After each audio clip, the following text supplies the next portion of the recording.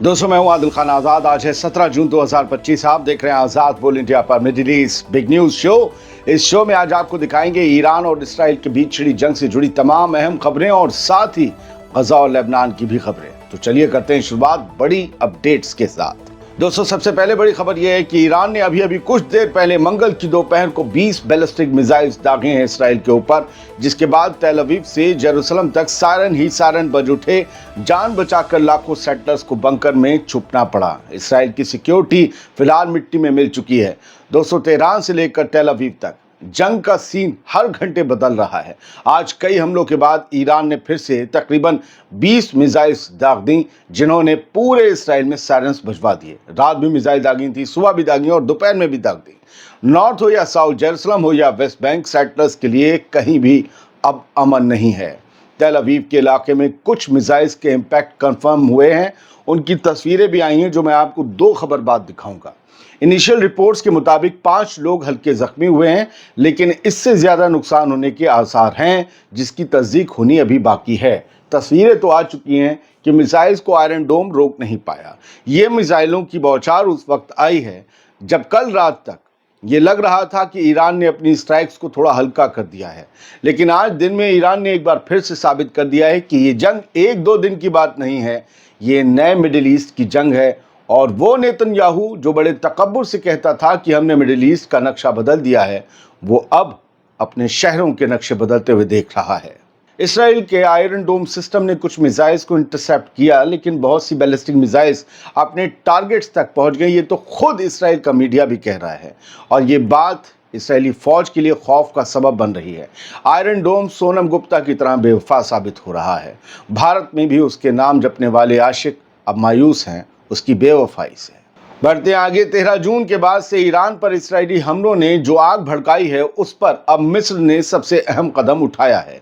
Egypt ने 21 मुल्कों के साथ मिलकर के एक मुश्तरका बयान जारी किया है, जिसमें इसराइल के ईरान पर अटैक्स की सख्त मजम्मत की गई है। 21 मुल्कों के सिग्नेचर हैं इस पर।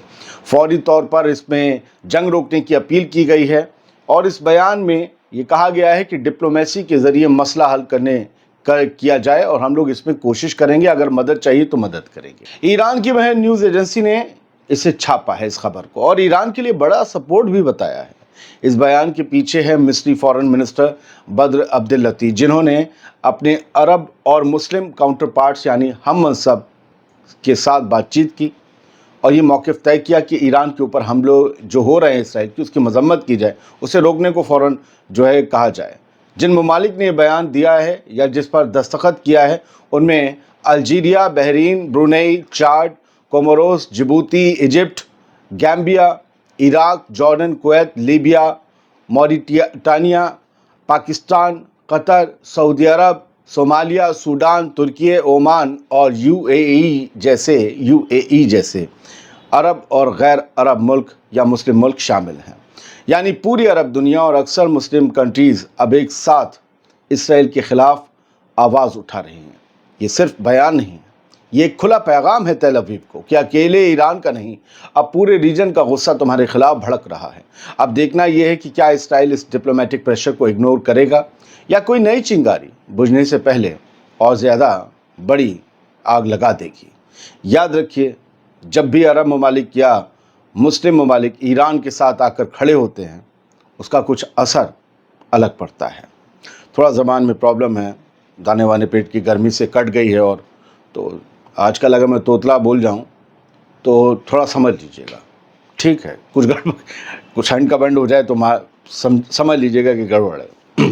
खैर, आईडीएफ ने एक और ईरानी जनरल को निशाना बनाया है। जनरल अली शादेमानी हलाक कर दिए गए हैं, शहीद कर दिए गए हैं, और ये बहुत अहम जनरल थे। बड़े तो थे, अहम जनरल थे। इसराइल की फ़ौज ने ईरान के एक और सीनियर जनरल अली शादेमानी को कत्ल करने का दावा किया है, और ये कुछ ही दिन पहले ओहदे पर बैठे थे। उनके प्रीडिसेसर का कत्ल होने के बाद उनका भी कत्ल कर दिया गया है। आईडीएफ के मुताबिक जनरल शादेमानी खत्म अल अनबिया के चीफ थे और ईरान के war time chief of staff भी थे।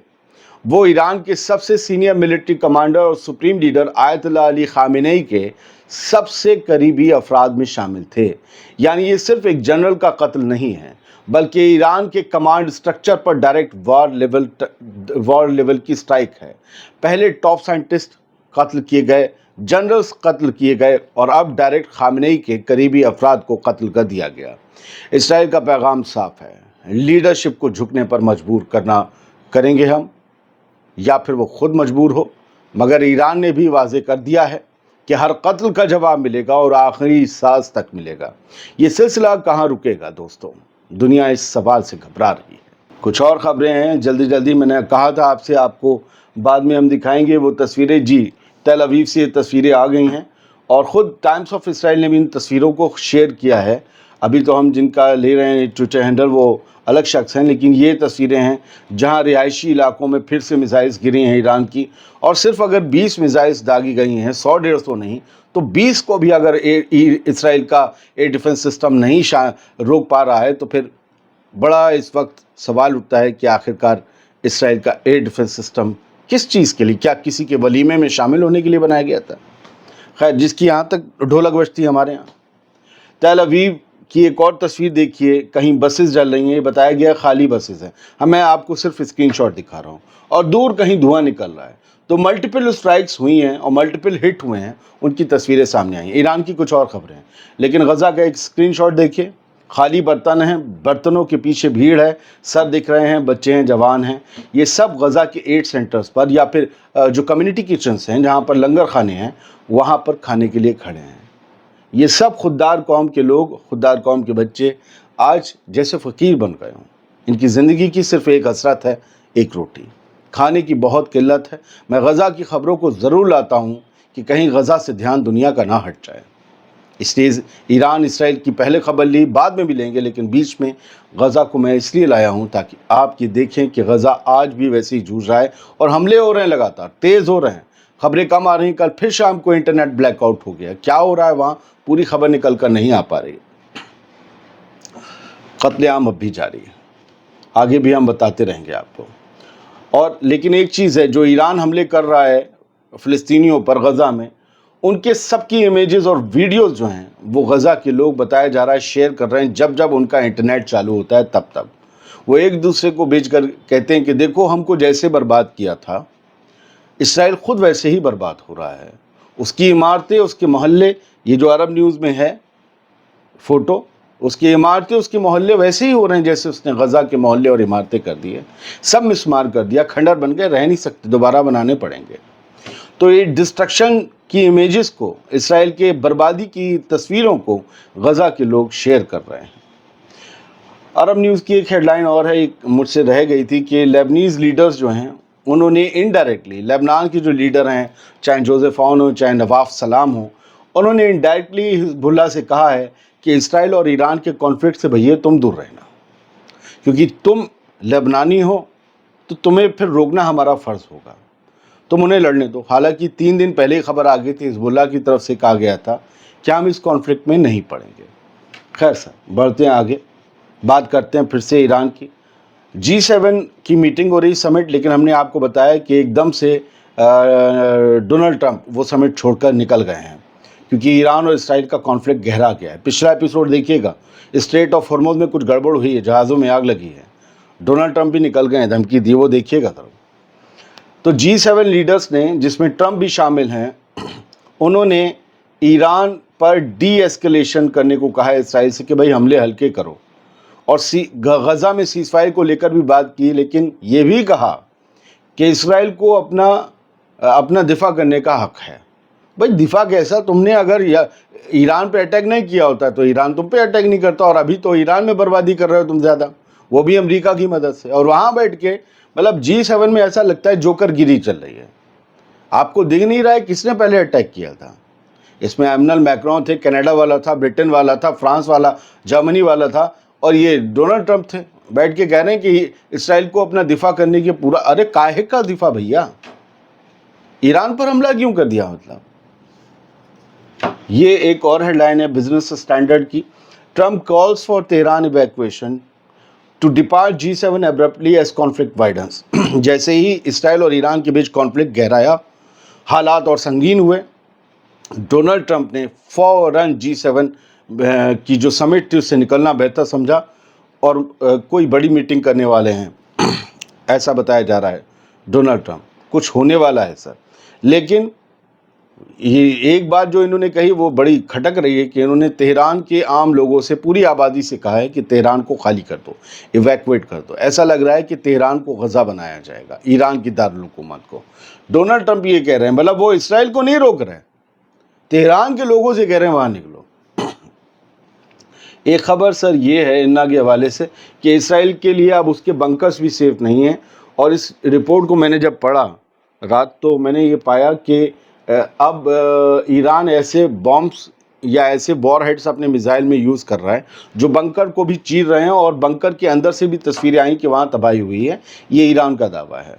नेतन्याहू ने कल ईरान की कौम के नाम एक भड़काऊ बयान दिया, बल्कि ईरान की कौम को कहा कि आप बगावत करो, खामनेई और IRGC सबका मतलब जो इनको हुकूमत से हटाओ, इनको पावर से हटाओ, मतलब इस तरीके से कहा let's make Iran great again. मतलब कल नेतन्याहू, वो ट्रम्प कह रहे थे let's make middle east great again, आज ये कह रहा है कि ईरान को फिर से महान बनाते हैं नेतन्याहू ने जो बेदखल हुई थी हुकूमत, जिसे हटाकर ये इस्लामिक रिपब्लिक बना था, वो जो पहले हुआ करते थे बादशाह ईरान के, उनके जो अब कहने ना बच्चे औलादे हैं, उनसे कहा है, उनके ख़ानदान से, कि आइए अब आप ईरान को संभालिए और आपको ही ईरान को संभालना होगा।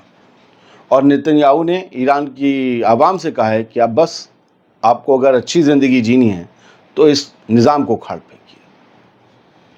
ये असल में लड़ाई सिर्फ न्यूक्लियर बॉम्ब की नहीं है। ईरान जैसा मुल्क या ईरान की जो सोच है अभी मौजूदा, आयतुल्लाह खामनेई, IRGC की सोच, ये सोच कायम ना रहे, वहाँ पर कुछ ग़ुलाम तरबियत के हुक्मरान बैठ जाएं जैसे कुछ अरब ममालिक में हैं। बस यही ख्वाहिश है, यही ख्वाहिश अमेरिका की और यही ख्वाहिश इसराइल की, ताकि फिर वो इनके लिए ख़तरा ना बने। बहुत बहुत शुक्रिया। सलामत रहिए, खुश रहिए।